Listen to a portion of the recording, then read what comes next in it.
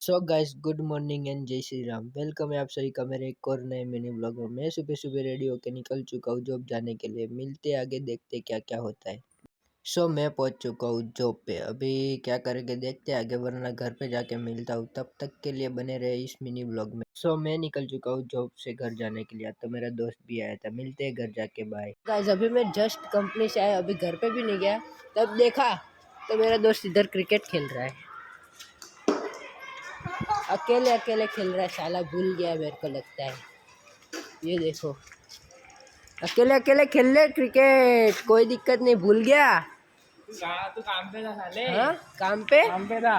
मैं काम पे था तो अकेला खेलेगा। हाँ। वाह भाई वाह, देख लिए ना आजकल की दोस्ती। गाइस, अभी मैं गया था दोस्तों के साथ बाहर घूमने। घूमते घूमते वापिस से घर की साइड पहुंच गया। ये देखो, वापिस ही घर जा रहा हूँ। घर जाके वो लोग एंड करके मिलते हैं, बाय गाइस। अभी मैं आ चुका हूँ घर पे। अभी मिलते कल के नए न्यू व्लॉग में। तब तक के लिए बाय बाय, गुड नाइट और जय हिंद।